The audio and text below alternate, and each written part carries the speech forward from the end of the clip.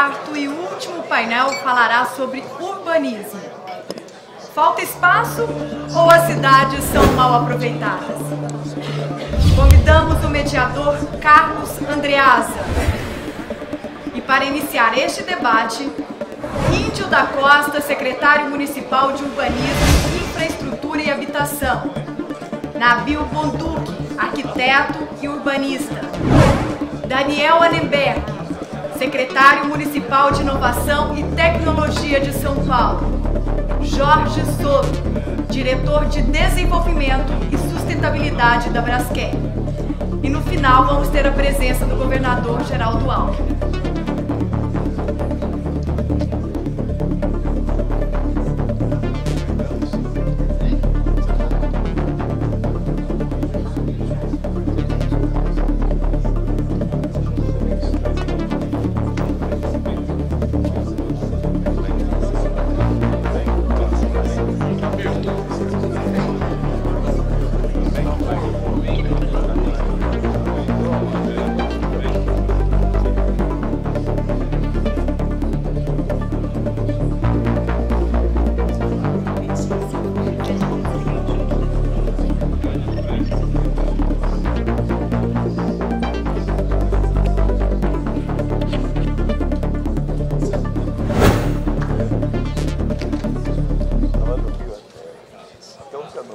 Vamos lá?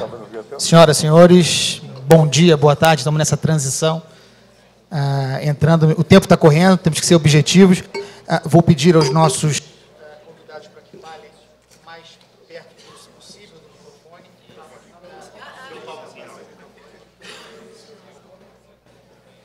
Alô? Eu mesmo dando orientação sobre o microfone, desligando o meu num grande momento. Enfim, pedir para que falem próximo do microfone, convidar os participantes para que nos mandem perguntas. Eu vou colocando-as em jogo aqui à medida que o tempo corra. Eu queria abrir esse... É engraçado que esse painel de urbanismo seja o último do dia, porque perpassa todos os temas de que tratamos aqui nesta manhã. O Nabil Bonduque foi relator do plano diretor aqui de São Paulo, importantíssimo, discutido e tal. Tem algumas questões que me parecem centrais na proposta do plano, e eu vou falar, obviamente, de modo grosseiro, rapidamente, a questão do adensamento populacional, o desestímulo ao uso de automóvel. O adensamento é, inclusive, para aproximar as pessoas de modalidades de transporte, e a questão das áreas verdes, de multiplicação de áreas verdes. Acho que isso é algo que a gente pode desdobrar aqui, inclusive em relação ao Rio de Janeiro. Na ocasião da aprovação do plano, se falou, inclusive o senhor disse, que nós estaríamos agora, cerca de 2, 3 anos depois, vendo efeitos, ou alguns efeitos, ou os primeiros efeitos desse plano. E aí, chegamos lá, já temos esses efeitos para abrir os trabalhos e passar a bola adiante. Desculpa, só uma coisa. Eu vou ser rigoroso em relação ao tempo para que a gente possa circular, tá bom? Certo. Vamos lá. Bom, primeiro, boa tarde a todos, a todas, agradecendo ao Jovem Pan pelo convite, a importância desse debate. Eu diria que, sim, já temos alguns efeitos claros do plano, embora, evidentemente, a crise econômica e a crise fiscal, né, acho que as duas combinadas, fazem com que aquilo que se esperava que pudesse estar acontecendo, vai acontecendo em uma velocidade muito menor. Né? Mas nós já verificamos, por exemplo, que ao longo dos eixos de transporte coletivo surgem empreendimentos com maior densidade. Isso é um efeito que se espera na cidade, ou seja, uma cidade que seja mais compacta e que tenha um maior densamento próximo ao transporte coletivo, que estimule o uso do transporte coletivo. Muito que se falou aqui aliás, praticamente tudo que se falou aqui de transporte coletivo, aliás, de mobilidade, está presente no plano diretor. Então, por exemplo, na cidade de São Paulo, o plano diretor fala em compartilhamento do automóvel. Nós tivemos a regulamentação da utilização de aplicativos, né, para o uso de transporte individual de passageiros, e isso, né, fez com que todas as tecnologias ligadas a esses aplicativos pudessem ser implantadas na cidade de São Paulo. Nós tivemos e a um desdobramento do plano diretor, uma maior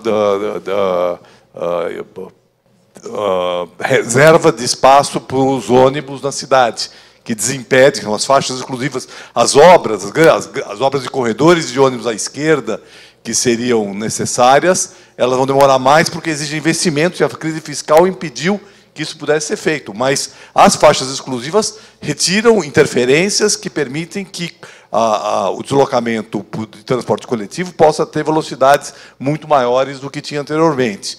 Alguns parques já foram implantados na cidade, que estavam previstos no plano diretor, e se beneficiaram do fato de que aquelas áreas viraram zonas especiais de proteção ambiental, portanto, puderam ser desapropriadas a custos mais baixos do que normalmente seriam. Então, nós temos aí efeitos importantes. Agora, para que o plano diretor possa gerar todos os seus efeitos, ele precisa ser implantado continuamente, e é necessário que haja condições de investimentos públicos, porque, por um lado, a regulamentação ela é importante para regular a ação do setor privado, sobretudo. Isso, esqueci de falar, nós temos hoje mais de 2 mil imóveis que são notificados porque são ociosos ou subutilizados, e, portanto, esses imóveis, esses proprietários vão ter que apresentar projeto ou vão pagar imposto progressivo. Então, existe uma regulação que ajuda, e tem um outro braço importante de implementação do plano diretor, que são os investimentos. E os investimentos em habitação popular, em transporte coletivo, em todas as áreas, eles são relativamente travados nesse momento. Mas eu acho que a grande inteligência do plano diretor é propor uma cidade que possa, com menos obra, com menos investimento, propiciar uma cidade melhor, e acho que, na área da mobilidade, isso tem sido possível ser feito em São Paulo.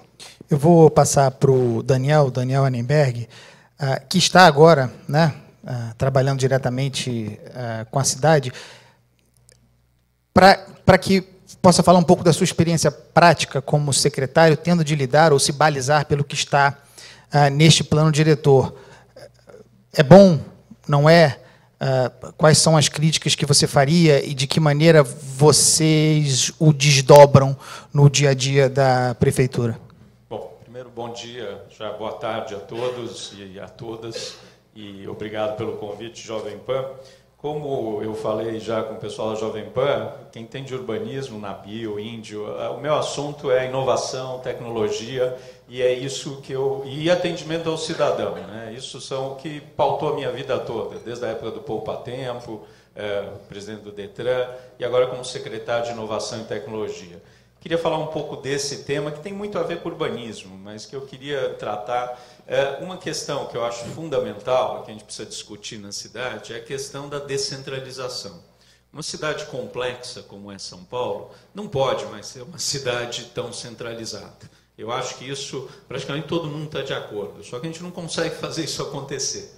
Então, isso é algo fundamental, é dar os instrumentos, as ferramentas, para que as prefeituras regionais tenham mais poder, tenham mais possibilidade de trabalhar de fato o que precisa ser feito, que é atender bem o cidadão. Então, isso não é uma questão da gestão passada, da atual, nós precisamos trabalhar essa questão. Isso é fundamental, já falava o Montoro, 2 questões fundamentais, descentralização e participação. Aliás, já falava também a Luísa Erundina, de cujo governo o Nabil participou e eu participei também. E a gente já discutia lá uma questão importantíssima, é como descentralizar essa cidade.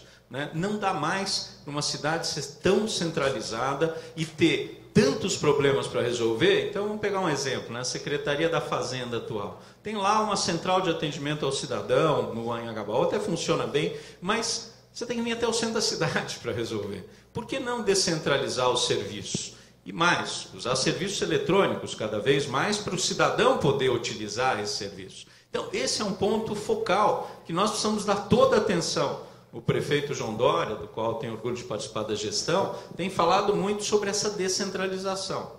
Um outro ponto muito importante, que foi tratado no painel anterior, é a questão da simplificação, da desburocratização. Não dá mais para a nossa cidade e o nosso país ser tão burocrático.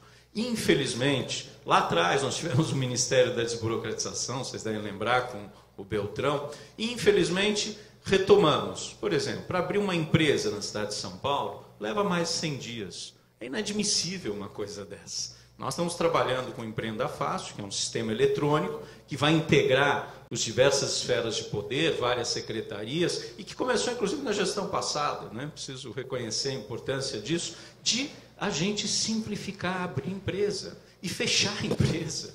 Não dá mais para uma cidade, um país como o nosso, só acreditar se vem lá alguma coisa que está atestado, né, no cartório. A gente não acredita nas pessoas, a gente não acredita, né, e nesse projeto Empreenda Fácil, o que a gente está colocando é que seja autodeclaratório. Você vai abrir uma empresa de baixo risco, lógico, mas a importância de acreditar que o cidadão está sendo correto. Então, é outro ponto fundamental que a gente precisa trabalhar, é a simplificação. Se nós não tivermos isso na máquina pública, eu trabalho há 25 anos na área pública, infelizmente, pode ter os melhores funcionários, pode ter melhores intenções, a gente não consegue ir tão adiante. Então, esse é um segundo ponto que eu acho fundamental.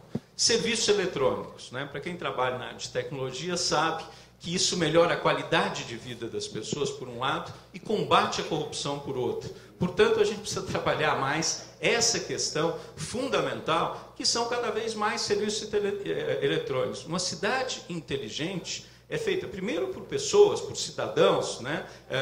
Por um monte de atributos, mas é muito importante que os serviços sejam inteligentes, que simplifiquem a vida, que o cidadão possa, à distância, poder realizar serviço, ou mesmo que o Estado, o município, se antecipem ao cidadão. Quando eu estava, por exemplo, no Detran, você mandar a cartinha 30 dias antes, um WhatsApp cidadão, lembrando que ele precisa renovar a carteira de motorista, isso é o Estado do lado das pessoas. Eu acho que a gente precisa fazer isso com todos os serviços públicos. A gente implantou o poupa-tempo, mas a gente precisa ter um padrão poupa-tempo em todos os serviços públicos. É um absurdo que na saúde, que na educação, que em vários setores, a gente tem um atendimento tão ruim. Então, isso é fundamental. E só para terminar, eu acho que outro ponto importantíssimo é integrar serviços. Ainda o Estado vê o cidadão, uma hora ele é o cara que está dirigindo, outra hora ele é o cara que precisa do serviço da saúde. É um único cidadão. Se a gente não tiver um trabalho por trás disso, transversal, que integre e que veja o cidadão como único, e um cidadão que, de fato, né, precisa de bons serviços públicos, não importa o resto. É isso que a gente precisa trabalhar. E o plano diretor tem que vir nessa linha, né? Aí chegando à questão. Acho que o plano diretor é fundamental. Acho que tem muita coisa ainda para ser feita, mas é um bom começo. Eu acho que a gente está trabalhando bem nesse sentido. Precisamos trabalhar cada vez mais esses outros pontos que eu coloquei, que isso fazem com que a cidade seja mais amigável e mais humana. Que isso que é fundamental para a gente viver numa cidade tão complexa como São Paulo. Obrigado. Eu vou aproveitar o gancho e passar para o Jorge. O Daniel falou sobre tecnologia. É um bom momento para se falar sobre sustentabilidade, né? Acho que são coisas que... Desenvolvimento de tecnologia resultando também em atividade sustentável.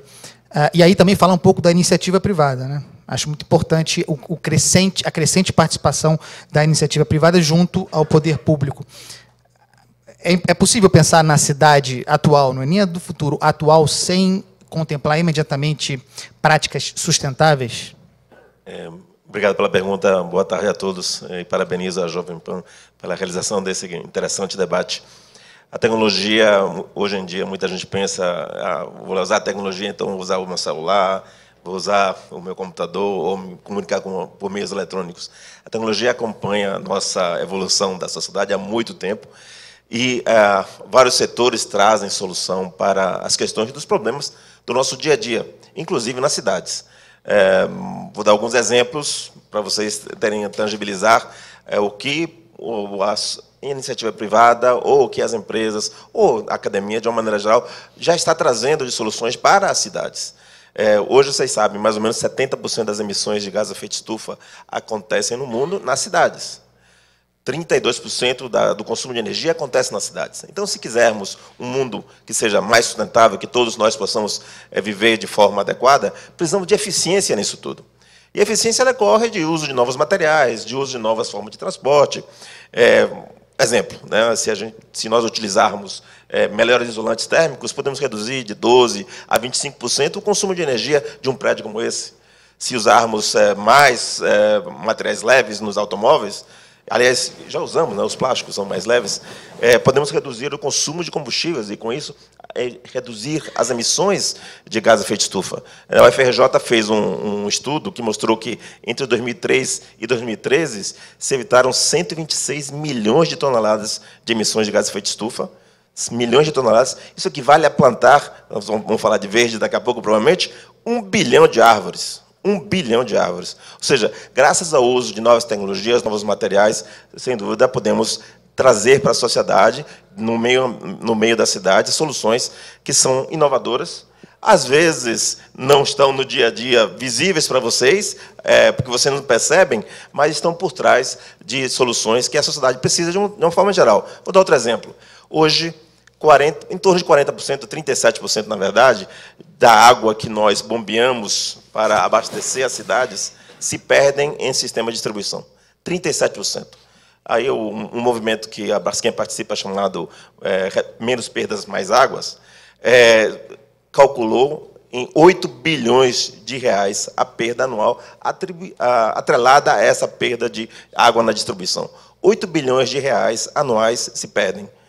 O Instituto Trata Brasil calculou que, para universalizar o tratamento de esgoto para todos, hoje, em torno de 100 milhões de pessoas hoje no Brasil não têm coleta de esgoto, e somente 42% desse esgoto é tratado. Para universalizar, ou seja, resolver o problema da saúde das cidades, de uma forma geral, seriam necessários 16 bilhões de reais por ano. Em 20 anos, estaríamos com isso universalizado. Ou seja, soluções. Se você reduzir a perda hídrica, você pode investir no tratamento de esgoto e você praticamente resolve uma das grandes mazelas da sociedade, de uma forma geral, hoje, que é a saúde. Para cada real investido em tratamento de esgoto, você economiza 4 em saúde. Ou seja, tudo isso está interligado e, graças à interação, eu diria, da inovação vindo da academia, da iniciativa privada e boas decisões tomadas no poder público, sem dúvida, as soluções para cidades mais sustentáveis estão aí à disposição e podem ser implementadas. Obrigado, Jorge. Índio, eu deixei você por último, porque chegou logo a primeira pergunta sobre o Rio de Janeiro, e, obviamente, destinada ao senhor. Índio participou do governo Eduardo Paes, né? E agora está no governo Crivella. A pergunta é muito objetiva e trata, já que nós estamos falando de intervenções urbanas, né, das importantes modificações feitas no Rio de Janeiro no período pré-olímpico com vistas à Olimpíada. Algumas dessas intervenções são consagradas, a que foi feita na região portuária, outras são muito criticadas, e essa é relativa a uma polêmica, e a gente queria saber a sua opinião. Objetivamente, a pergunta é da Eliana Azevedo, presidente da Associação Nacional de Paisagismo. Objetivamente, se você responda diretamente, se puder. Por que foi construído um campo de golfe para as Olimpíadas em área de proteção ambiental? Qual é a sua opinião sobre isso? E que impacto isso tem para a saúde urbana do Rio de Janeiro, se é que tem, na sua avaliação? Bom, primeiro, parabenizar aqui a Jovem Pan, agradecer muito o convite, dizer que é uma honra estar aqui com vocês. Debates como esse só contribuem para fortalecer a democracia, troca de experiência. Aquele campo de golfe foi um erro absurdo, não tinha nenhuma necessidade de ter sido feita.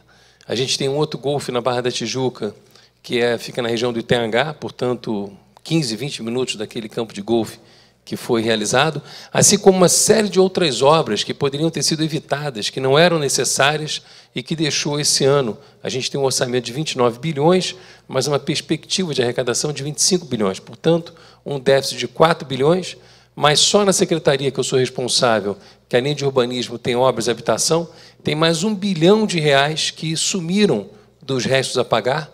Então, não aparece, o que, inclusive, é crime, né?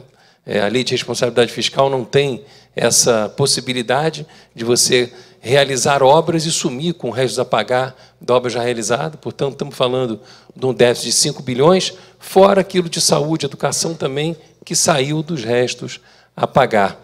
Somada com uma dívida, essa sim reconhecida, de 10 bilhões que a cidade do Rio de Janeiro tem que pagar daqui para frente.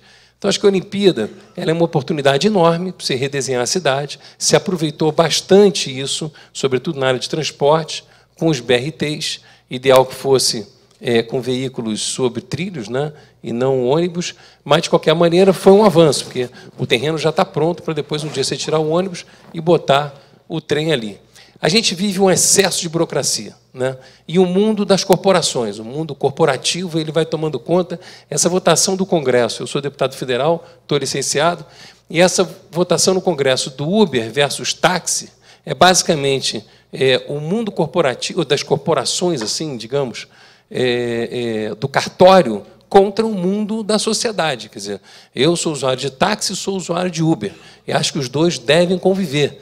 E a sociedade é o usuário. Por fim, aquilo que foi muito bem colocado, que o cidadão ele é um só, ele recebe, ele usa vários serviços do poder público, a família dele, mas o foco na hora de se regrar, de se legislar, não tem sido o usuário, não tem sido o cidadão. Tem sido as corporações que geram ou não geram voto no final das contas. Então, vamos defender os taxistas porque eles falam mal da gente na época de campanha, se por acaso, e assim vamos defender os sindicatos, e assim vamos defender, e no final das contas, se abandonou o cidadão. É quase assim, olha, eu sou branco, não tem quem me defenda, porque eu não sou negro, não sou índio, não sou gay, não sou... Então, quem me defende? No final, a grande maioria da sociedade está ficando sem defesa, porque o modelo foi, e foi um modelo aprofundado com o PT, de ir defendendo os nichos, que tem, de fato, a capacidade de se movimentar, de se mobilizar, até porque tem recurso público, no caso dos sindicatos, né? Que, aliás, é uma coisa que tinha que acabar também, essa contribuição obrigatória, seja para sindicato patronal ou de trabalhadores, tem que acabar, porque isso é uma barbárie. Então, tem uma série de distorções que a gente vive. No momento, como tem um desemprego muito grande, no Brasil, se pegar todas as capitais, o Rio de Janeiro foi que teve a maior queda de arrecadação. É natural. A gente tinha Olimpíada, muita gente fazendo obra, tinha muita coisa acontecendo na cidade do Rio de Janeiro, e a crise ela veio mais forte do que nas outras cidades. Nesse momento, janeiro, fevereiro e março, a gente teve uma queda de 15% da arrecadação média da Prefeitura do Rio. Isso é um impacto muito grande. E a gente tem que gerar emprego e aumentar a arrecadação. Também não dá para ficar aumentando imposto, que é outra distorção também. Quero arrecadar mais, aumenta imposto. E aí mais gente vai para a ilegalidade. A ideia é aumentar a base da arrecadação. E aí o que a gente está fazendo, na direção do que foi dito aqui, e que eu acho que é uma boa experiência, a gente quer acabar com o modelo atual de licenciamento. Para poder gerar emprego na área pública, o que a gente está fazendo é continuando obras que têm financiamento. Caixa Econômica, BNDES e o Banco Interamericano do Desenvolvimento, o BID. Aquilo que não tem financiamento externo, sabendo que a Prefeitura não tem recurso próprio, até as obras, muitas delas foram paradas.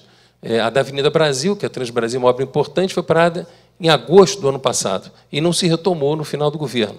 Não é verdade que a Prefeitura ficou com o dinheiro em caixa, como o ex-prefeito diz para todo mundo. Ficou com um buraco grande, a gente tem que ser honesto, transparente e responsável com isso.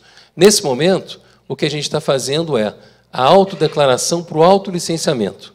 Então, assim, Belo Horizonte avançou na área de urbanismo. Então, você faz todo o licenciamento ambiental, você faz na área dos transportes, você passa por todos os órgãos que tem que passar. E, no final, leva uma semana para você ter o licenciamento dado pelo urbanismo, é o prazo do urbanismo. Só que você ficou 1 ano e meio para chegar até essa semana. Então, o que a gente está fazendo é o seguinte, é simples o modelo. A gente está avançando a partir do modelo de Belo Horizonte, com o autolicenciamento. Então, você tem o CNPJ da empresa que vai te assessorar na área de geologia, na área ambiental, na arquitetura, na engenharia, o calculista, enfim, todos. O seu RT, que é a responsabilidade técnica do profissional, o CNPJ, que é a empresa responsável por aquilo. No modelo Uber, a gente vai ter um ranqueamento daqueles que têm maior ou menor pontuação, isto é, a empresa, são todas cadastradas no site da Prefeitura, e a gente vai ter um ranqueamento dessas empresas. Os profissionais que mentiram ao longo do tempo, eles vão perdendo ponto. Então, quando você contrata alguém para fazer a sua casa, o seu prédio, o que é que seja, você já vai contratar alguém que não perdeu pontuação ou que perdeu pouca, e nada grave. Aí aqueles que construírem, porque sempre tem a história do Estado, né? A presença do Estado é muito importante, e aqueles que forem lá e construírem 5 andares a mais do que o que é permitido, simples assim, a gente vai lá e derruba, e acabou a conversa. Quer dizer, então, lei é para ser cumprida, o que a gente está fazendo é uma simplificação das regras, intensamente, para ter o licenciamento, enquanto a gente não chega no autolicenciamento, porque tem que regrar também por lei na Câmara de Vereadores, o que a gente está fazendo nesse momento é garantindo, preparando para que, tanto no licenciamento como no habite-se, só conte a área total edificável, o gabarito, afastamento frontal, lateral, respiração do prédio, quantidade de vagas. Ponto. Daí, então, você acaba com grande parte da corrupção, simplifica bastante e destrava, só para dar um número último aqui e passar a bola, são cerca de 19 mil processos ano que a Prefeitura recebe com pedido para fazer alguma construção ou alguma reforma. E ela só consegue responder a 2,5, 3 mil processos ano. Então, a cada 10 anos, são 160 mil processos a mais sem resposta. E o que a gente quer fazer é o contrário, acreditando no cidadão, acreditando no brasileiro e fiscalizando para que a obra seja feita de acordo com aquilo que a legislação permite. Obrigado, Egidio. Acho que o Nabil quer comentar alguma coisa, mas só colocar uma pergunta, porque você faz a intervenção e avança. Acho que essa pergunta pode ser desenvolvida, cada um na sua área, por todos. É do professor Caio Bianchi, da ESPM. O Plano Diretor de São Paulo é tido como modelo mundial de desenvolvimento urbano pela ONU. Quais são as áreas, agora que ele está implantado, né, aprovado, quais são as áreas prioritárias para investimento nesse momento da cidade? E também a ideia de descentralização que está contemplada no plano, quer dizer, o investimento em áreas econômicas afastadas do centro, inclusive para facilitar a questão do transporte, enfim. Eu acho que serve de gancho para passar a bola a todos agora. Vai, Nabil, por favor. Não, eu só queria fazer uma observação sobre o que o Índio falou agora. Aqui em São Paulo nós aprovamos um novo Código de Obras que exatamente permite isso, ou seja, a responsabilidade pela obra é do arquiteto, do engenheiro, do responsável pela obra, que responde com o seu CREA, com o seu CAL, e com isso também é essa mesma questão, é a volumetria, é o respeito à lei de zoneamento, mas tudo que diz respeito ao espaço interno da edificação não passa pelo crivo, não deveria passar pelo crivo. Eu digo deveria porque nós sofremos aqui uma ação promovida por alguns vereadores, inclusive um deles é hoje secretário, né, do Meio Ambiente, que travaram, né, a aprovação, a sanção, né, do Código de Obras que foi aprovado pela Câmara que exatamente fazia isso que vocês estão querendo fazer no Rio, que eu acho que é absolutamente fundamental. Eu concordo totalmente com aquilo que se falou aqui da necessidade de se reduzir a burocracia. Agora, sobre a pergunta do Caio, isso está muito presente no plano diretor. O secretário de Transporte, Sérgio Aveleda, falou agora há pouco, né, no painel de transporte, dos terminais de ônibus como possíveis polos de desenvolvimento econômico. Isso está previsto no plano diretor. O plano diretor tem um capítulo sobre desenvolvimento econômico que contempla polos e eixos de centralidades. Um deles são exatamente, portanto, os eixos de transporte coletivo, sejam os corredores de ônibus, estações de metrô, terminais de ônibus. E está previsto também os polos de desenvolvimento nas 4 regiões da cidade, na leste, na sul, na noroeste, na nordeste, né, em eixos importantes, na periferia, cujo objetivo é exatamente facilitar e estimular a implantação de empresas nessas regiões, que são regiões onde nós temos muito morador e pouquíssimo emprego. Na verdade, o plano diretor tem uma estratégia, que é uma estratégia de buscar estimular a criação de emprego onde tem muita moradia e produzir habitação de interesse social próximo ao centro expandido, onde nós temos uma grande concentração de empregos, exatamente para fazer aquilo que se falou hoje de manhã, que é reduzir a demanda por transporte ou por mobilidade, principalmente mobilidade em altas distâncias. Essa alteração da economia da cidade, da maneira como a cidade se organiza, ela é fundamental e ela tem impactos muito grandes na mobilidade, ela tem impactos importantes na vida cotidiana do cidadão e ela também pode ter um impacto importante na estratégia de desenvolvimento da cidade. Agora, para isso, né, eu acho que o Caio falou que o plano está implantado, ele não está implantado, ele está proposto e aprovado, e tem muita coisa proposta no plano diretor que não foi ainda implementada. Nós precisamos ter planos de desenvolvimento econômico em cada uma dessas 4 polos, né, porque não adianta simplesmente dizer vai ter um polo no plano diretor. Ou o plano diretor dizer que ali pode ter isenção de impostos. Nós precisamos ter um plano, precisamos aprovar leis específicas de incentivos fiscais, e temos que ter uma estratégia, né, de quais são as atividades que são compatíveis com aquela região, né, que tipo de intervenção precisa ser feita para facilitar e viabilizar a implantação dessas ações. Outra questão que me parece fundamental do que diz respeito à descentralização da cidade, significam tudo aquilo que significa hoje, vamos dizer assim, os serviços sociais, né, e serviços, por exemplo, na área da cultura. A cultura é uma das áreas onde hoje nós podemos identificar uma grande potencialidade numa cidade como São Paulo. Cultura e criação, né? Agora, para isso, nós precisamos ter uma estrutura de equipamentos nas diferentes regiões que façam com que quem mora ali possa ter oportunidades,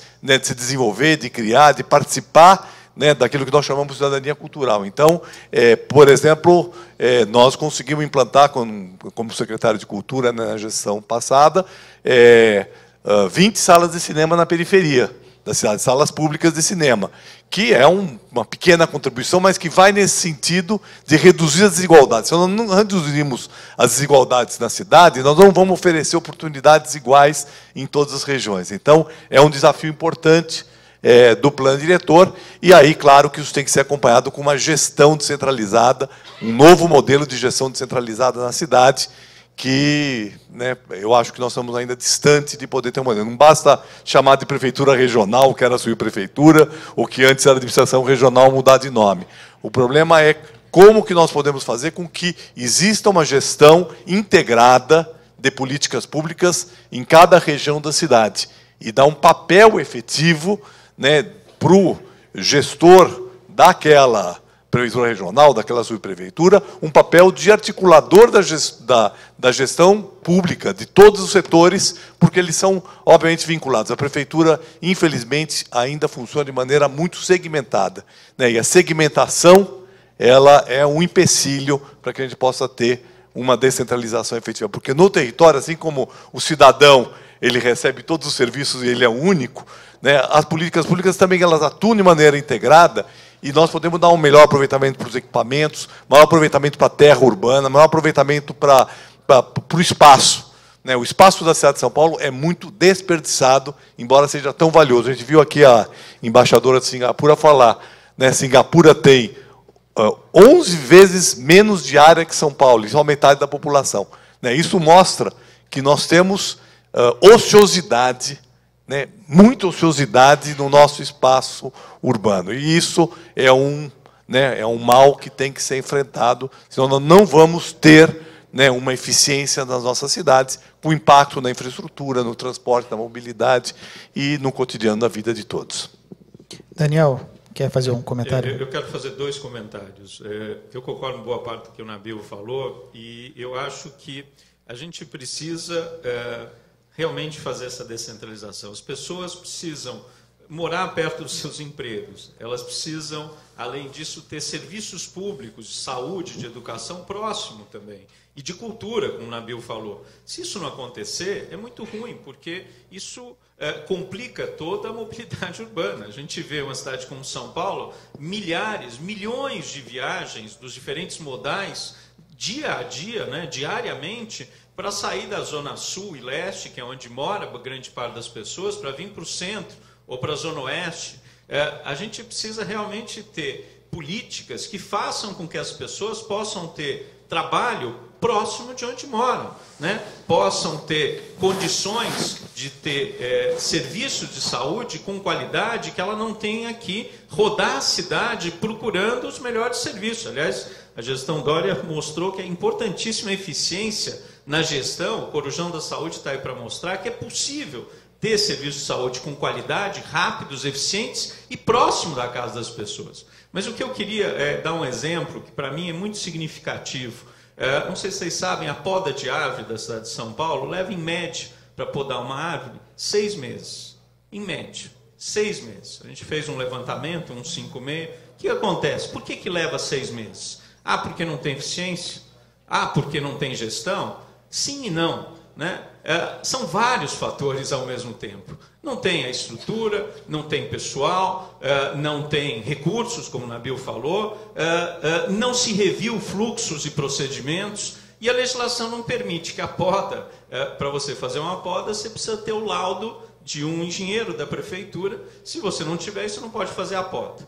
Bom, o que você precisa fazer para mudar essa situação? Não sei se vocês lembram, há 20 anos atrás, fazer um RG, que é um pouco mais simples, levava 90 dias. O que a gente fez no Poupa Tempo? Reviu a legislação, simplificou, informatizou, né, descentralizou, para fazer com que hoje possa ser feito um RG em até 5 dias. Com a poda você precisa fazer a mesma coisa, precisa rever a legislação, né, precisa mudar uma legislação, precisa destravar a legislação, precisa rever processo, precisa informatizar. Não dá mais para levar 6 meses para podar uma árvore na cidade de São Paulo. É inadmissível. Eu estou dando um exemplo, mas são vários serviços públicos que são dessa forma. Se a gente não simplificar, se a gente não achar formas de rever isso, nós estamos inviabilizando a cidade. Nós estamos inviabilizando a cidade. Não importa, pode ser qualquer gestor, a gente não resolve os problemas. Precisamos achar consensos para a gente simplificar a vida, para ter mais serviços eletrônicos, para descentralizar, para fazer com que tenha, de fato, eficiência na gestão. Senão, não adianta, a gente pode ter o melhor plano diretor, né, Nabil? A gente não consegue fazer a coisa funcionar. Jorge, faz um comentário aplicando a tua experiência. Várias perguntas que nós recebemos aqui são relativas à periferia, ou às periferias, né? É evidente que a tecnologia e a sustentabilidade podem ter resultados mais rápidos e mais eficientes onde há menos, onde há carência, onde há falta de investimento. De que maneira vocês estão pensando aqui, claro, a gente pode falar sobre o Brasil, mas especificamente sobre São Paulo, investimento sustentável para melhorar a vida das pessoas que estão em condições de vida precária? Infelizmente, a nossa sociedade, inclusive a cidade mais rica do Brasil, tem muitas carências voltadas para a inclusão social, muitas carências. Uma delas, por exemplo, é o tratamento dos resíduos.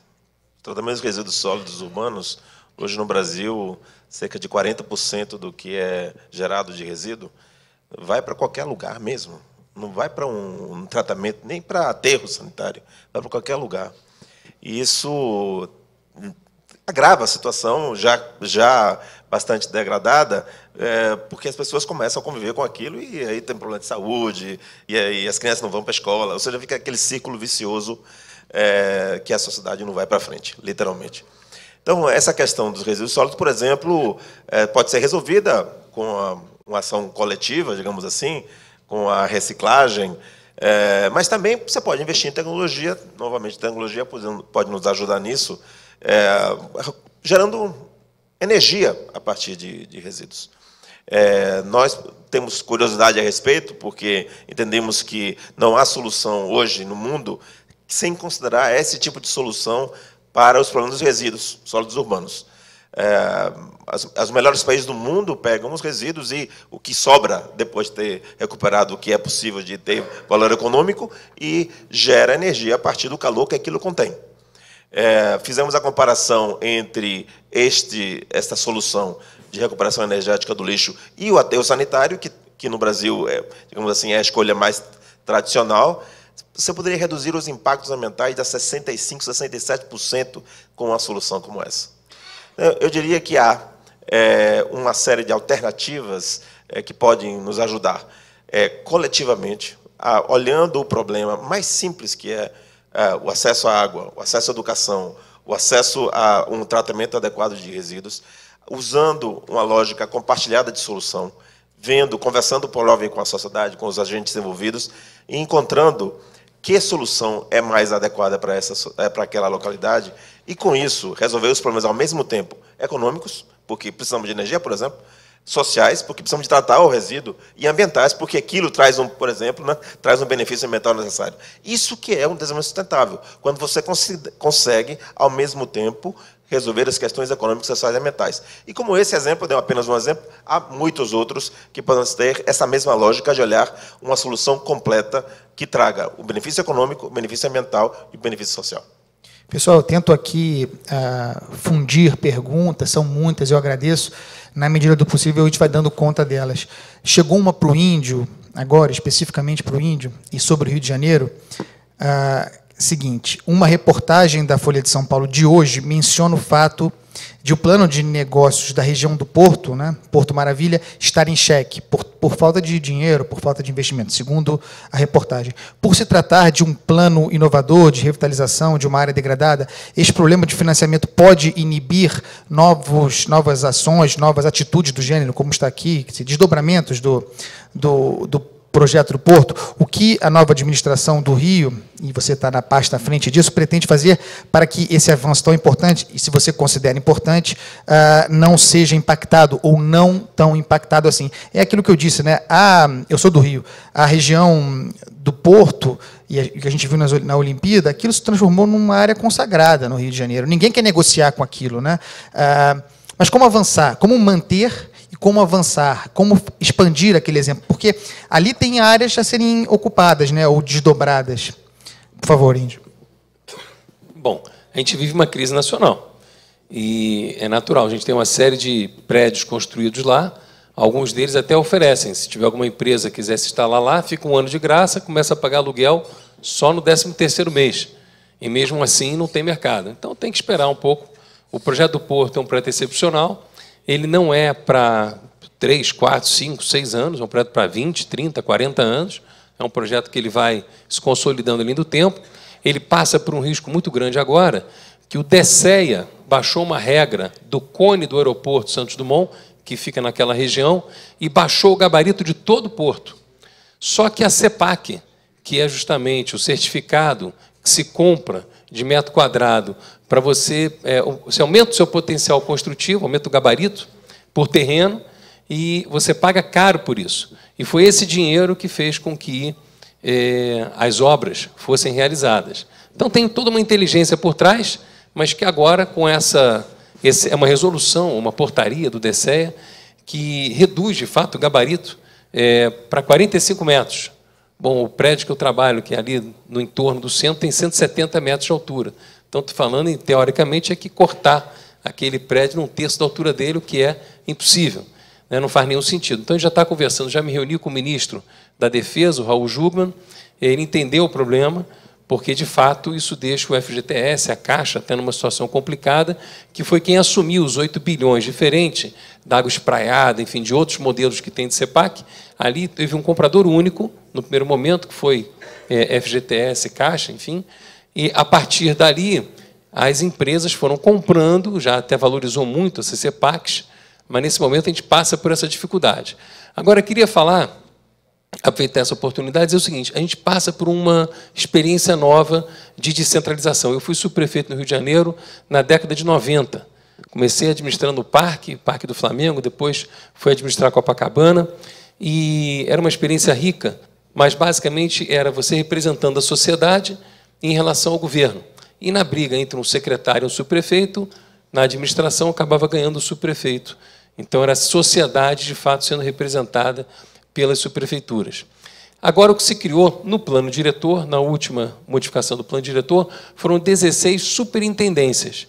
Então, a gente reduziu na prefeitura, eram 35 secretarias, agora são 12, então houve uma redução grande nesse período agora com o Crivella, e essas 16 superintendências, na verdade, elas são um desafio novo para a gente, que é como você acompanhar todas as políticas públicas da prefeitura e também do governo do Estado, como interlocutor da sociedade, mas também como interlocutor do governo, para fazer o acompanhamento, se as obras estão no prazo, se a escola funciona bem, se os postos de saúde estão funcionando, quais são as dificuldades, né? Agora, um tema que, dentro de tudo isso que a gente está falando aqui, que perpassa todas as áreas, e que a gente não está tocando, mas que faz parte da questão urbana, porque na década de 90, quando começamos a fazer o Favela Bairro, eu participei de perto lá daquele projeto, o desejo, e aí mitos e fatos, né? O mito era que, ao você abrir grandes avenidas, entrando nas favelas, você levaria segurança para lá.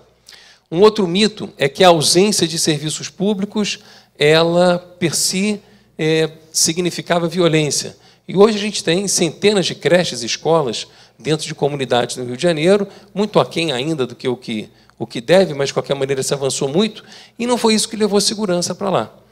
No Minha Casa Minha Vida, faixa 0 a 1, de 0 a 3, que é a faixa 1, é de 0 a 3 salários mínimos, renda familiar.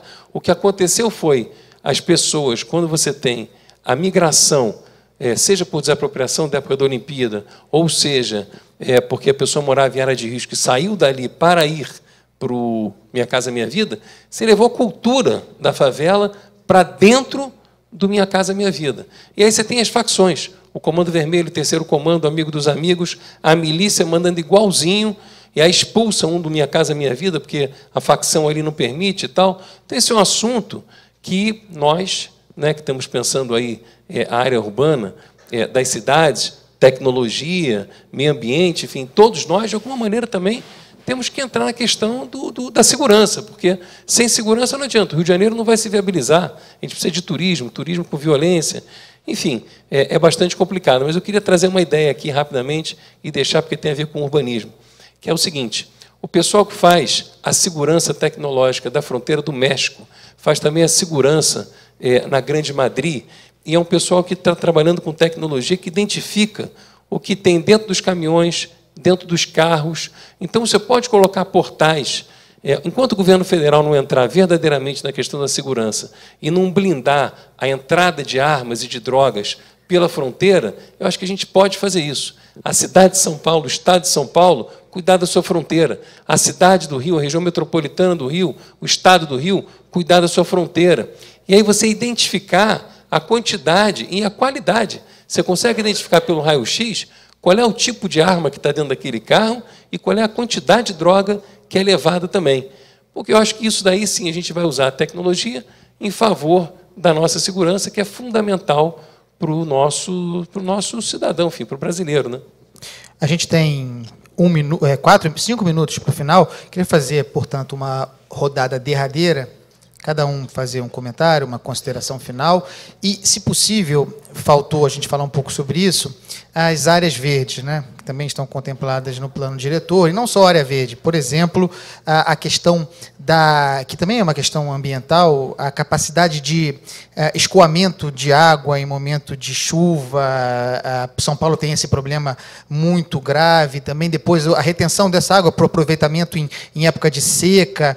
Enfim, meio ambiente é mais do que o aumento das áreas verdes na cidade, né? Vamos fazer uma rodada final de 1 minuto para cada um para tratar desses assuntos, se possível. Tentando dirigir o mínimo possível esse minuto final de cada um. Nabil, por favor. Bom, o que eu queria falar, que tem a ver com isso, mas é mais amplo, é que, se a gente está pensando na cidade do futuro, nós temos que pensar na mudança das mentalidades do cidadão, das empresas e do poder público.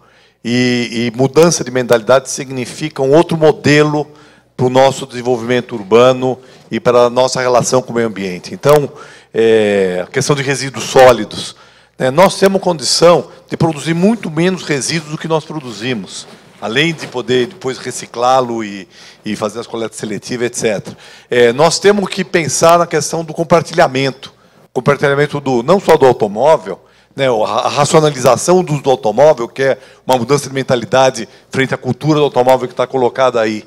A questão, aqui em São Paulo, a recriação da zona rural, que está no plano diretor, que tem a ver com o meio ambiente, né, pode ter um papel importante de mudar toda a discussão sobre segurança alimentar, questão dos orgânicos, a questão de aumento da permeabilidade do solo na cidade, que é uma questão que hoje está muito colocada para a sociedade, e acho que nós temos aí, em 1 minuto é difícil falar, mas uma mudança de mentalidade e de hábitos de maneira integrada, que nós possamos ter uma cidade diferente no futuro. E só para finalizar, eu acho que isso também envolve o mercado imobiliário.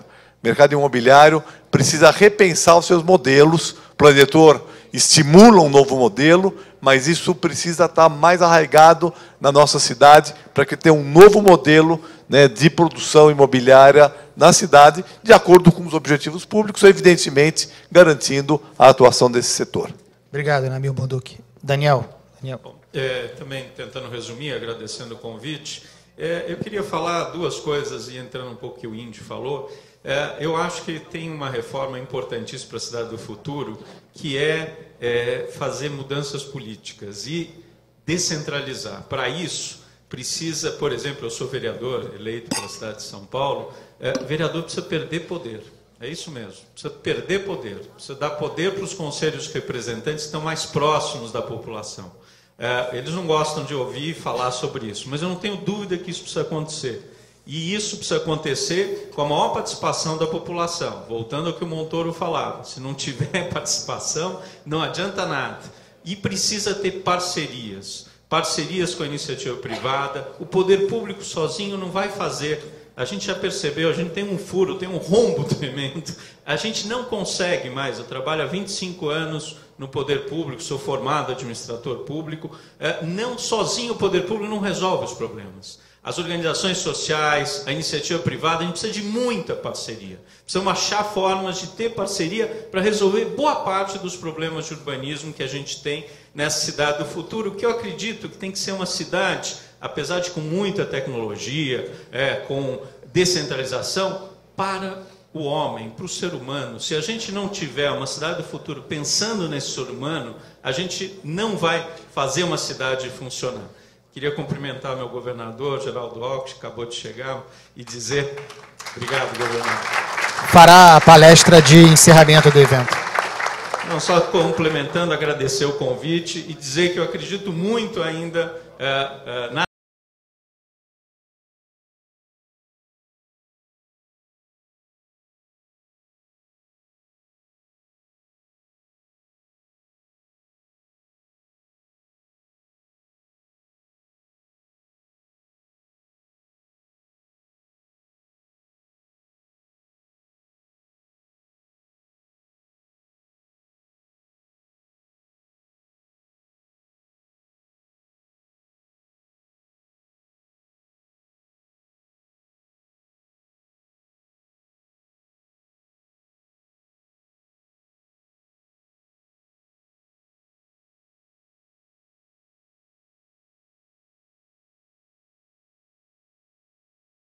tecnologia, novas formas de resolver as nossas necessidades, mas também precisamos de outra coisa, precisamos nos preparar para um mundo que está com o clima mudando. Entre 1990 e 2016, o número de eventos extremos saiu de 380 para 1.060.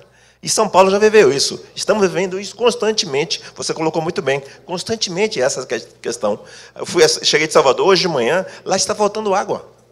Em Salvador. Então, imagine isso, será cada vez mais frequente. Precisamos nos preparar para esse momento das mudanças climáticas e, para isso, novamente, a tecnologia pode nos ajudar.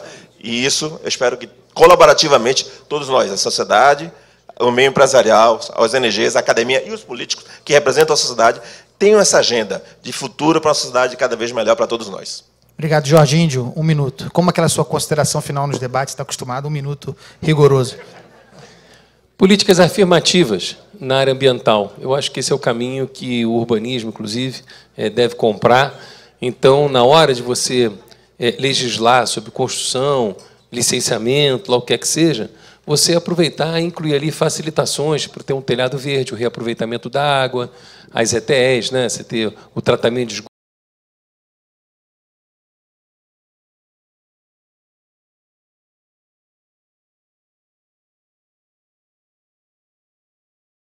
Que acaba gerando corrupção, que infelizmente a gente tem visto por aí pelo Brasil. Então eu queria agradecer ao Jovem Pan pela oportunidade e deixar aqui o meu Facebook, o meu Twitter, para a gente continuar debatendo. É o @índio, que é o Twitter, e o Facebook, facebook.com/Índio da Costa. Muito obrigado. Obrigado a todos. Boa tarde. E agora, em instantes, teremos o governador Alckmin para fechar o evento.